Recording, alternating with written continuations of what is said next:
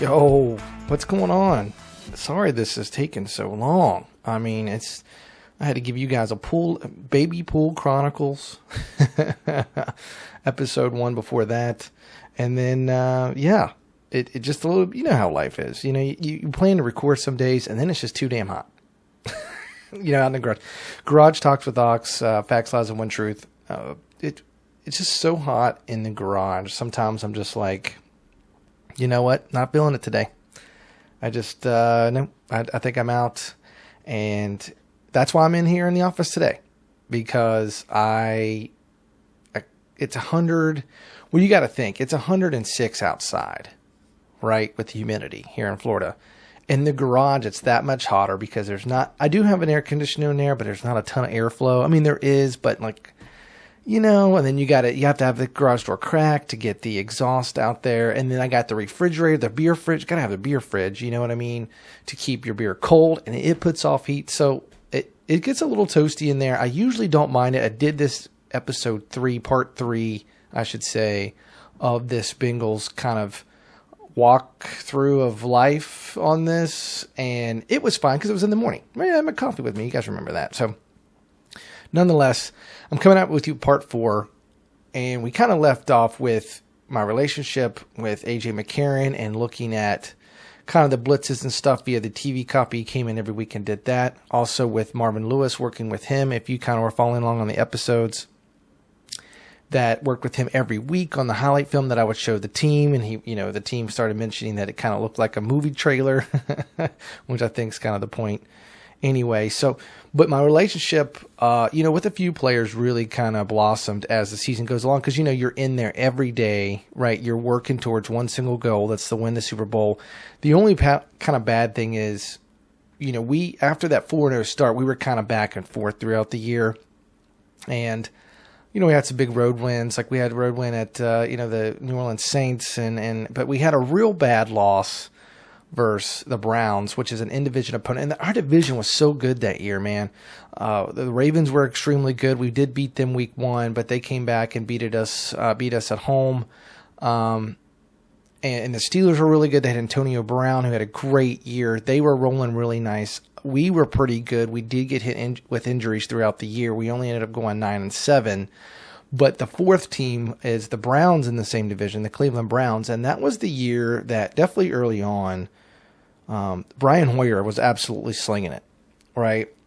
They got off to a really good start, and it was quite impressive. And they came to, when they started, I think it was the first year they started the Thursday night games. Maybe not. The color rush hasn't happened yet, but they played at Cincinnati it was like week 12 or something like that. I don't quite remember the week. I don't have it here in front of me. They came and they kicked their tail, man. It was bad. And I think that was sort of a wake-up call for the team, where the last place team, which I think they had a winning record at the time, came in and kicked our tail at home, which you don't want. But we did have one more game against them because individual opponent near the end of the year. I think that was week 15, I believe, definitely close to the end. And they started to struggle actually a little bit after that game. And I do remember it was pretty cool. Cleveland, obviously being the Cleveland weather there, off the river, it was real cloudy all weekend that we were there. And I do remember Hoyer started to play poorly, and they wanted someone to give him a spark, and that was Manziel's rookie year, believe it or not. This is 2014. If you've been following along on the 4-part series, part 4 here today. Facts, Lies, and One Truth Network.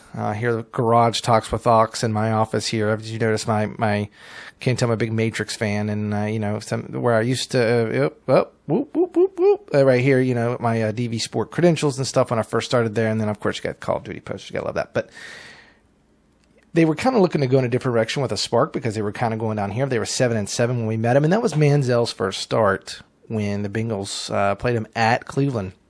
And it was a big, like, oh man, this is big time.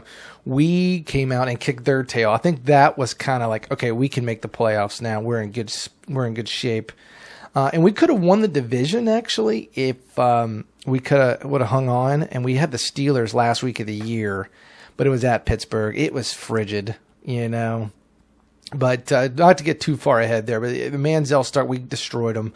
We killed. I know I didn't have a good NFL career anyway, but playing him for his first start, I was there. And the cool part about what I did was I was in charge of the. You see a lot of those tablets on the field. They're looking at, they call it still shot. They're looking at still prints. Right now it's all digital, but back in the day they would actually have, actual pieces of paper with the screenshots of the video of the sideline. We talked about the all 22. And now they do like some all 29 stuff, but, if you weren't, a part of the last few episodes, go back and listen to those, because I kind of explain a little bit about what I did with the Cincinnati Bengals, and a lot of what I did at Marshall, what got me to this spot. You know what I'm saying? So, they would take those end zone shots and the sideline shot and put it on a page. And you could specify if you just want end zone or specify you just want sideline, whatever. But they would put it on a page, and that's kind of what still shot is, right? Well, obviously that went all digital when Microsoft cut a deal with the NFL, and then they started using Microsoft Surfaces, right? So it's a lot better way, I know when rain happens, it gets dicey, right? You got to kind of put it in the pin mode and stuff. I don't want to go into too much detail because this isn't all about Microsoft Surfaces, but, it took some acclimation for the coaches to get used to. Well, I was in charge of the booth tablets, right? And then Alex, we've talked about him before. We've had him on the show multiple times. He was the field guy, right? So we had field stuff with computers down there, believe it or not, on the field. And then we also had stuff in the booth with the coaches, right?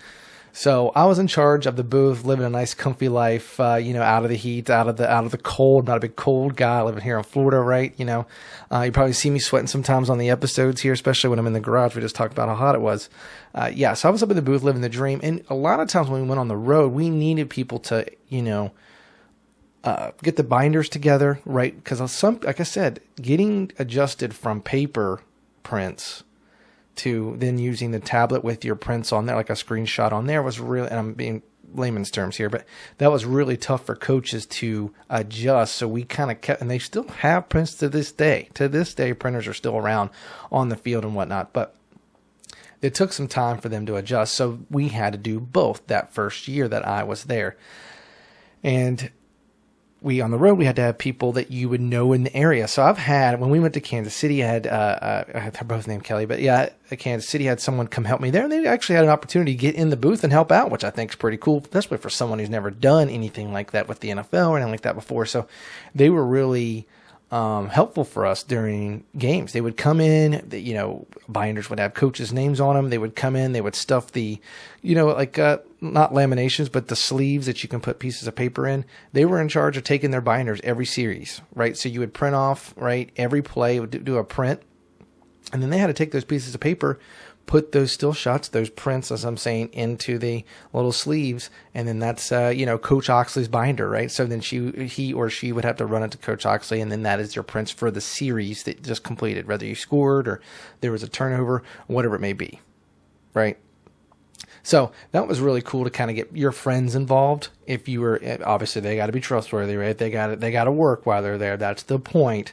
But it's cool because, they get an opportunity to kind of get involved and see what you do, so I had a couple, Kansas City, I had one, I had, one young lady in, Cleveland that helped us out. So that was kind of cool to meet them, because during the football season, you don't really you have a social life, but you don't really get to talk to old friends because you're moving around, you're working every day, 7 days a week, right? Every now and then you'd get a morning off, right? I think my mornings off were on Monday, I believe. Alex, I think, was the next day, just because he had a special teams meeting on Monday. I could be butchering his schedule, but it doesn't matter for the episode. But yeah, so that was kind of cool to have people come and help you out on the road. But we beat Manziel. We went to Pittsburgh. We got our tail kicked by the Steelers to lose winning the division, but we still made the playoffs. The playoffs were locked, so that was really cool.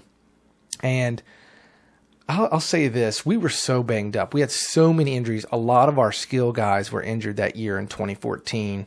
Receivers were banged up, right? Running backs were a little banged up. And I think our leading receiver, and I'll get into this in a second, for the playoff game was actually Rex Burkhead. People know who that is, right? Good running back in college, but in the pros, basically a special teams guy, locker room guy, but actually had a pretty lengthy career just because he worked so hard in the NFL as a special teams person. And he did a lot of stuff with the Patriots after he left the Bengals too. So that was pretty cool to see someone like that with a good attitude, go on and have a career. Like, you kind of root for those guys who work really hard and things like that, but their stat sheet, they ain't filling up the stat sheet. You know what I'm saying? They're not on your fantasy team roster. So it was really cool to kind of see that progress. And those guys that, Jeremy Hill was a rookie that year. So, that was his only really good year. So someone that was really, really good, ended up kind of tailing off after that year. So that was kind of interesting to see his kind of career slow down, so to speak. So, but the coolest thing I think I tell, and when I don't really get this question a lot, but we made the playoffs that year we played at Indianapolis Colts, is when you make the playoffs, right? Only a select amount of teams make it, right? If you're good enough. And to have a shot to win a Super Bowl was a pretty good feeling, especially because Marvin Lewis at the time still had that streak of not winning a playoff game with the Bengals. And you were like, this could be the year. Even with the injuries, do we push through and make it? Do we get that first win and kind of show the people what we're all about, show that Marvin can win a play. So I was really pumped. Indianapolis is a drive from Cincinnati. It's about an hour and a half. I remember we didn't have assigned seats on the bus. I think we did have buses we were assigned to. Like, I'm not riding necessarily by Marvin Lewis or AJ Green, but I think I was assigned to like the backup bus with the staff, if I remember correctly. And AJ was on the same bus, and he was like, yo, let's sit together. Let's hang. So when we got on the bus, the whole way he wanted to see after, because, we anticipated losing.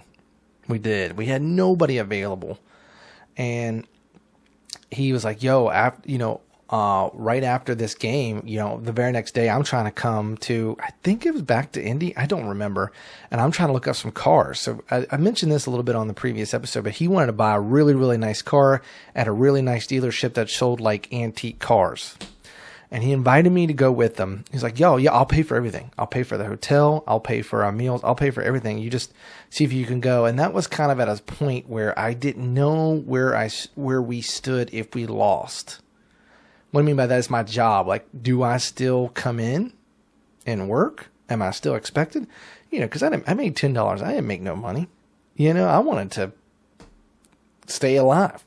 But at the same token, like, you get to hang out and go look at antique cars with someone who's going to buy one on the spot. Like, that's pretty sweet. And I've never done anything like that before. So, long story short, I ended up declining to go, and kind of the rest was history. You know what I mean? Like, he ended up going to get, he did actually buy a car. I don't even know if I think I remember too, he didn't even end up going because he wanted someone to go with him. And since I couldn't, he didn't have any in the Cincinnati area to go. So he didn't end up going with them. But I do remember after the year, kind of things slowed down, obviously, when we lost. And I ended up going over to, he wanted me to have his key to his place because, somebody to watch it, keep an eye on it. If something needs changed, shipped out. I mentioned I had to ship out his passport. I saw the cards of Marquise Lee and the jersey card, and, the water. So I had to, was really tight with him. And I ended up having to give, because I ended up getting the job at UCF, actually, when I moved on here to Florida. But, I had to end up giving the key to Alex to finally give to, because Alex stayed on, at least another season with the Bengals when I got the job at UCF. So he kind of hung on. I gave him the key to give to AJ McCarron. So, and our relationship, unfortunately kind of fizzled out. See, if you don't keep in contact, if you're not in the league like that, you don't keep in contact. And because, I was off to bigger and better things, right? I'm moving to Florida, UCF, trying to be the video guy and help out Brad there at UCF. So, and I'm not hitting up AJ McCarron, because what am I going to do? I'm at football life. You're so busy. What am I going to travel and see a Bengals game? I guess I could if they came down and see the Dolphins, or play the Dolphins or the Jaguars or something like that. But nonetheless, it was, and this is just 4 parts of 15 minutes each. So there's a lot, but I just kind of want to give you guys a quick snippets of kind of my life in the NFL. It was very busy, but very eye-opening, I would say, because I honestly think that the NFL and working in it was a lot easier than college. That's basically my final tidbit here and thoughts. Thought it was easier just because everybody's a pro. You have a super set schedule, and off season there is no recruiting in the off season. There's scouting, but that's not your department. I mean, it was. We did a lot of college football film Alex and I, every time we had a dead time in the office, college football film, we had to import that in. I'm sure they got a streamlined workflow now, but back in the day, you had to attribute the down and distance. I don't know if you want to call them stats, but down and distance to every film, and we had to put that in. We had film from Japan we were throwing in. You know what I mean? Some athletes out there that were getting scouted. So we did a lot of that in the off season as well, but that's easy work, man. Recruiting, you got to do highlight films and showing videos in hotels and recruiting visits. You got to cater to them and taking pictures, and we didn't have to do any of that in the NFL, man. You just kind of let the scouts do their thing. I know Alex was heavily involved in the NFL draft room. I did not have that. So it was pretty much chill.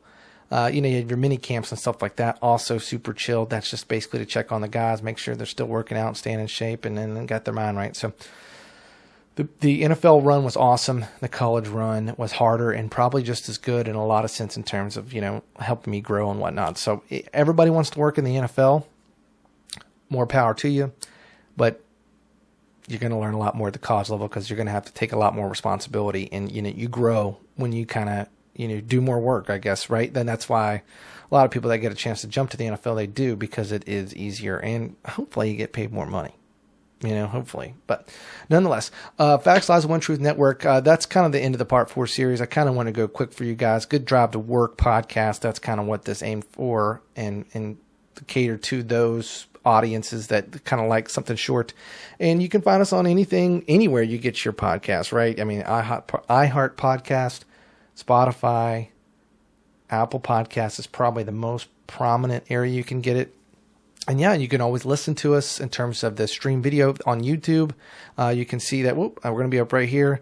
It's so weird when the camera's like that. But YouTube's going to be right there. You got my action sports betting here if you want to follow all my sports bets here every week. Football season's coming up way quicker than you think. So it's a good spot to check out all my bets. And Facebook's always going to be live in terms of seeing the videos. And obviously, the Baby Pool Chronicles, which was live, and you can comment on it and kind of interact with us as we do our episodes there. I'm going to catch y'all next time. Peace.